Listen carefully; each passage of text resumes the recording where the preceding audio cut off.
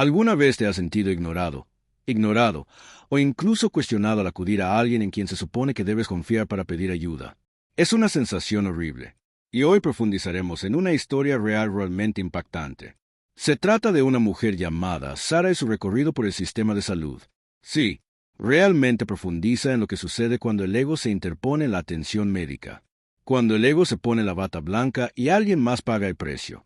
Exactamente. Hemos analizado informes de investigación, relatos personales y lo hemos reconstruido para ti. Nuestra misión aquí es desentrañar lo que esta historia nos dice sobre la defensa del paciente, sobre la empatía en la medicina, que es tan crucial, y, honestamente, como una sola voz puede marcar la diferencia, ¿verdad? Como una persona que alza la voz puede exponer problemas sistémicos más graves. Piensa en esto como un atajo para que entiendas esas complicadas dinámicas entre pacientes y médicos y el efecto dominó que se produce cuando se pasan por alto las cosas. Encontrarás momentos realmente reveladores, creo, sobre por qué es necesario escuchar a cada voz, especialmente en el consultorio médico. Bien, empecemos por el principio. La historia de Sara. ¿Qué la llevó al sistema? ¿Qué sentía?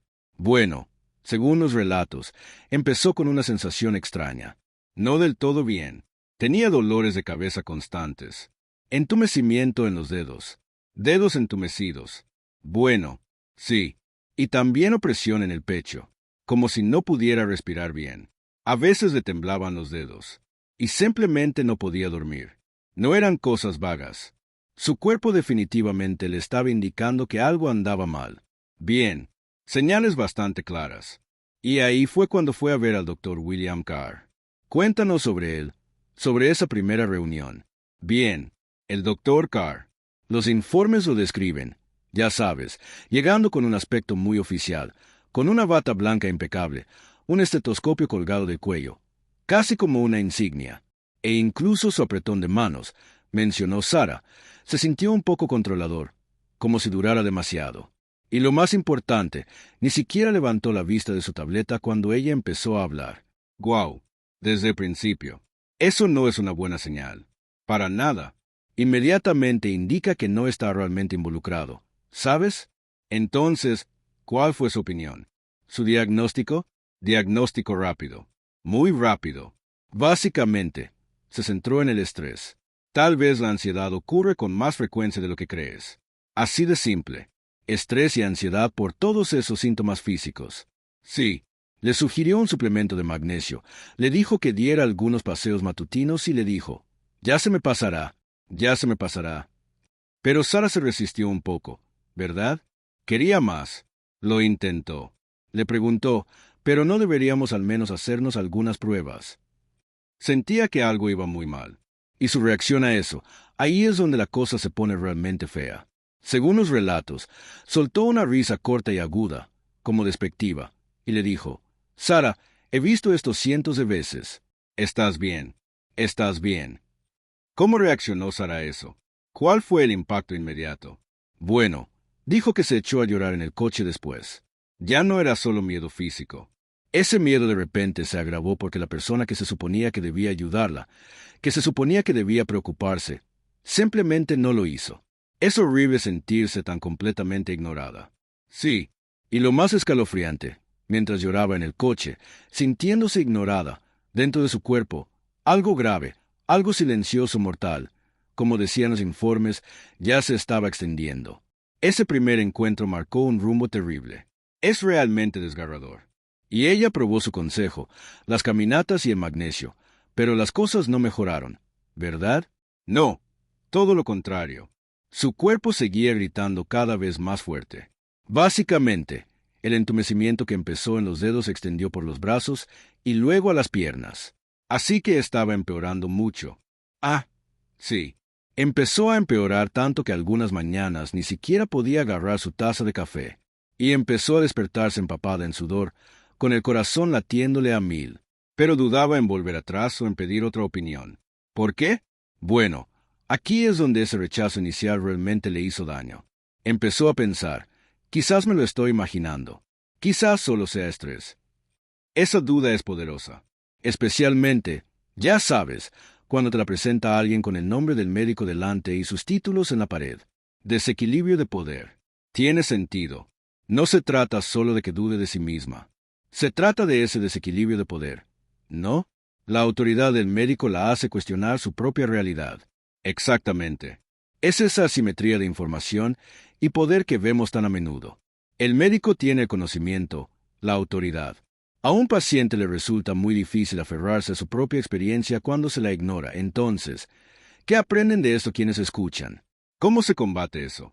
Bueno, reconocer que tu propio sentimiento, tu instinto, es información válida. Eso es clave. Y quizás pensar en buscar una segunda opinión de inmediato o incluso llevar a alguien contigo, un defensor, puede ayudar a cambiar un poco esa dinámica y darte más confianza. Es un muy buen consejo. Quiero apoyarte. Pero para Sara, fue necesario algo drástico, ¿verdad? Así fue. Llegó a un punto crítico. Una mañana, estaba en la cocina y se desplomó. Su esposo, Marx, dijo que sus rodillas se doblaron como si el suelo hubiera desaparecido. Entró en pánico y llamó a una ambulancia de inmediato. Ese fue el momento. Ya no se podía ignorar. El colapso. A menudo es entonces cuando las cosas finalmente cambian, cuando la lucha privada sale a la luz. Entonces, la ambulancia la lleva a urgencias. ¿Qué pasó allí? Fue totalmente diferente. El equipo de urgencias entró en acción. Análisis de sangre, tomografías, le hicieron preguntas detalladas, del tipo que el doctor Carr nunca hacía. Por fin, una revisión exhaustiva. Sí, y hubo un momento en que una enfermera miraba su historial, con el ceño fruncido, y preguntó. Dijo que su médico de cabecera lo descartó todo. Sara simplemente asintió, y la enfermera hizo una pausa. Un breve silencio. No era un juicio, sino una muestra de preocupación. Sara dijo que ese silencio lo decía todo. Le decía cuánto se había pasado por alto. Ese silencio lo dice todo, ¿verdad? Así que la evaluación en urgencias dio respuestas. Y así fue. Después de más tomografías, ver a neurólogos y obtener múltiples opiniones, empezaron a surgir patrones. Cosas que el doctor Carr había descartado por completo. Los dolores de cabeza, los temblores, los problemas respiratorios, no eran solo síntomas aleatorios de ansiedad. Eran verdaderas advertencias. Y, el diagnóstico. El diagnóstico de esclerosis múltiple, EMS, una enfermedad neurológica crónica que afecta el cerebro, la médula espinal, el movimiento, la visión, la sensibilidad, todo. El médico que finalmente le dio el diagnóstico, ella lo describió como tranquilo, cuidadoso, sí, humano, un marcado contraste con la esclerosis múltiple, devastador. Y luego vino lo realmente difícil, comprender el impacto del retraso. Sí, su esposo, Mark, le hizo la pregunta directamente. ¿Habría cambiado algo si lo hubiéramos detectado antes? ¿Qué dijeron? El médico fue honesto. Dijo que un tratamiento temprano podría haber ralentizado la progresión, podría haber controlado mejor los síntomas, dándole más tiempo antes del deterioro. Deterioro. Esa palabra simplemente se queda ahí, ¿verdad? De verdad. Sara dijo que se apoderó de ellos como humo. Y su primera reacción ni siquiera fue enojo con el doctor Carr, curiosamente. Fue dolor. Dolor por la confianza que había perdido. Confianza en el sistema. Confianza en esa bata blanca. Solo puede imaginarlo repitiéndolo todo en su cabeza. Exactamente. Cada palabra desdeñosa, cada encogimiento de hombros, cada segundo que pasaba mirando su tableta en lugar de a ella, sabiendo que su cuerpo había cambiado radicalmente porque él no la tomó en serio, básicamente por su ego. Así que ahí estaba ella en el hospital, aturdida por el diagnóstico y los posibles imprevistos. ¿Qué pasó después? ¿Decidió hacer algo? Sí. Allí tumbada, tomó una decisión silenciosa. No fue ruidosa ni dramática, pero sí firme. Pensó, esto no va a permanecer en silencio. Sabía que no podía deshacer la M. No podía detener lo que le estaba sucediendo a su cuerpo, pero podía evitar que le sucediera a otra persona. Eso fue todo. Pensó, seguro que puede evitar que le pase a otra persona. Y ahí empezó su defensa. Muy simple, en realidad. ¿Cómo empezó? ¿Cuál fue la chispa? Una simple publicación en Facebook. Tomó una foto de su pulsera del hospital y escribió algo así como: cuando tu médico te dice que solo es ansiedad, pero resulta ser esclerosis múltiple, no te quedes callado. Guau. Simple, pero contundente. Sí. ¿Y qué pasó? Simplemente explotó. En cuestión de horas, los comentarios llovieron. Miles de personas, desconocidos compartiendo sus propias historias, diagnósticos erróneos descartados, médicos que no escuchaban. Así que, dio con algo enorme. Absolutamente. Y, crucialmente, un nombre empezó a aparecer en esos comentarios una y otra vez. Adivinen, el Dr. William Carr. El Dr. William Carr. Quedó escalofriantemente claro que Sarah no era la primera persona a la que había desestimado así. Ni de lejos. Bueno, aquí es donde va más allá de su historia personal y empezó a sacudir el sistema. ¿Cómo se intensificó? Bueno, con todo ese revuelo en Internet, un periodista local vio la publicación. Luego, un podcast la retomó. De repente, era noticia nacional. Empezaron a aparecer titulares como negligencia médica o ceguera sistémica. La presión debió haber sido inmensa para el Dr. Carr.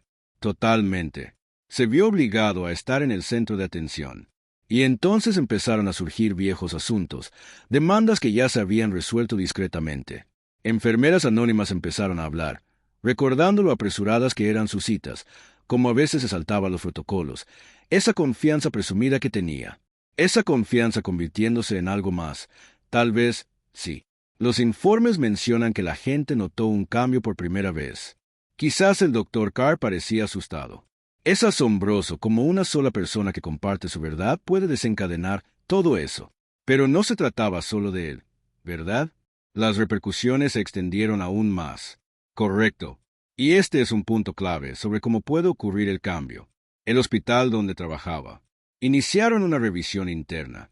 Toda su clínica fue objeto de escrutinio. Así que las instituciones empezaron a prestar atención. Sí, pero más que eso, se sintió como una especie de despertar sistémico. Los pacientes de todo el mundo empezaron a cuestionar más su propia atención. Los médicos se vieron obligados a mirar hacia adentro. Se oye hablar de reuniones de personal que de repente se volvieron muy serias. Apuesto a que sí. Y esas capacitaciones sobre escucha empática de repente dejaron de ser solo un ejercicio de marcar casillas. Se volvieron obligatorias. Y la gente las tomó en serio. ¿Hay cambios concretos, como nuevos procedimientos? Sí. Las fuentes mencionaron que los hospitales estaban implementando nuevas medidas. Por ejemplo, sistemas obligatorios de retroalimentación de pacientes, que estaban vinculados a cómo se evaluaba a los médicos. También canales de quejas anónimos, para que el personal pudiera hablar sin miedo. Así que el procedimiento estándar dejó de ser una excusa. Exactamente. Se convirtió más bien en una señal de alerta, algo que investigar. Y el caso de Sarah incluso apareció en revistas médicas. Un titular decía algo así como un diagnóstico erróneo expuso una cultura de arrogancia en la medicina moderna. Bastante directo. Y los medios mantuvieron ese contraste, ¿verdad? Entre él y Sarah. Lo hicieron. Se veían segmentos de noticias alternando entre imágenes del Dr. Carr, ya sabes, entrando con confianza en las audiencias judiciales y luego imágenes de Sarah, tal vez con dificultades para escribir su nombre porque le temblaba mucho la mano. ¡Guau! Esa imagen cuenta una historia poderosa. De verdad, no era solo algo visual. Parecía un contraste moral, resaltando el verdadero costo humano de esa arrogancia, de ese desdén. Así que la ira inicial de Sarah, parece que su defensa se transformó en algo más para ese momento. Sí, el relato sugiere que la ira pura se desvaneció y lo que la reemplazó fue esta claridad, una especie de misión. Se dio cuenta de que su historia, por terrible que fuera, no era única. Y esa era la parte aterradora, que era un patrón. Exactamente. Su sufrimiento no era aleatorio. Era parte de un patrón. Y se decidió a exponer ese patrón para hacerlo visible. Así que tomó esa comprensión y la convirtió en acción. ¿Cómo fue su defensa entonces? Empezó a hablar donde quiera que pudiera. Eventos comunitarios, foros en línea, y finalmente fue invitada a hablar con estudiantes de medicina, futuros médicos y universidades. ¿Cuál fue su mensaje principal para ellos? Fue increíblemente simple pero profundo. Decía algo como, no necesitaba una cura milagrosa. Solo necesitaba que alguien me mirara a los ojos y me tomara en serio. Solo escuchara. Simplemente viera a la persona, básicamente. Sí, y ese mensaje realmente impactó a algunas personas. ¿Quieres decir que se podía ver el impacto? Sí. Hay historias de una enfermera que se acercó a ella después llorando, admitiendo que una vez ignoró el dolor de pecho de alguien y se sintió fatal desde entonces. O un joven estudiante de medicina que le envió un mensaje a Sara prometiéndole que nunca asumiría, que nunca se apresuraría, que nunca olvidaría a la persona real en la historia clínica. Es increíblemente poderoso. Ese efecto dominó. De verdad. Y Sara tenía claro que no se trataba de vengarse del Dr. Carr. Se trataba de elevar el nivel para todos, recordarle a todo el sistema de que se supone que se trata la medicina. Curar a la gente, no solo marcar casillas o gestionar estadísticas. Y su voz se escuchó aún más alto, ¿verdad? Más allá de lo médico comunidad. Así fue. Su historia, su persistencia, contribuyó a una revisión de ética médica a nivel estatal. Se convocaron paneles. Los denunciantes se sintieron más seguros al presentarse. Finalmente, la doctora Carr fue marcada en una base de datos nacional, no solo por un error, sino por un patrón de comportamiento que muestra lo que una voz decidida puede poner en marcha, pero seguramente no todos fueron receptivos. Debió haber resistencia. Definitivamente hubo resistencia. Algunos médicos, tal vez a la defensiva, lo llamaron una reacción exagerada o incluso una campaña de desprestigio. Ya saben el argumento de que no pueden esperar que lo detectemos todo. La postura defensiva. ¿Cómo respondió Sara a eso? Con una pregunta que aparentemente silenció la sala. Simplemente pregunta, ¿cómo se puede detectar algo si ni siquiera se mira? Sí, es difícil discutir con eso, ¿verdad? Rompió con toda la actitud defensiva y realmente dejó al descubierto esa verdad incómoda, como el propio sistema a veces puede, tal vez proteger sin querer a quienes cometen los errores. Hizo que todos se preguntaran, ¿cuántas otras historias como la de Sara hay por ahí, enterradas en el papeleo o simplemente silenciadas porque la gente se sentía avergonzada o impotente? Y Sara decidió que no sería una de las silenciadas, exactamente. Sabía que no era la primera paciente a la que le pasaba esto, pero dijo que no le importaría ser la última. Esa tragedia personal se convirtió en un llamado universal a la rendición de cuentas. Así que, viéndolo ahora, no hay necesidad de un final feliz, ¿verdad? El daño ya estaba hecho. No se puede deshacer la M. Sara vive con ella a diario. Pero la forma en que lo plantea es importante. No es una víctima, es testigo. Testigo de lo que sucede cuando no se escucha a las personas. Lo que cuesta el despido. Su vida es diferente ahora. Absolutamente. Todavía le tiemblan las manos. Algunos días son increíblemente duros. Pero no ha dejado de hablar. No por el foco de atención. No por venganza. Habla por la próxima Sara. Eso es exactamente. Para que la próxima persona no tenga que gritar para ser escuchada. Su esperanza es simple, en realidad. Que tal vez, en algún lugar, una joven doctora ocupada, con prisas entre citas, se detenga un minuto más, levante la vista de la pantalla, mire al paciente a los ojos y escuche de verdad. Porque a veces, cuando su historia recalca ese minuto, ese momento de conexión, eso lo es todo. Puede cambiar todo el resultado. Puede ser la diferencia entre detectar algo devastador a tiempo o enviar a alguien a casa para que se deteriore en silencio cuando tal vez no era necesario. Su historia no fue un incidente aislado. Reveló un hilo conductor, un patrón, y ella decidió seguirlo para que todos lo vieran. Así que, la pregunta que queremos dejarles es esta. Como pacientes que navegan por ese complejo sistema, ¿cuál es su papel en la defensa de sus derechos?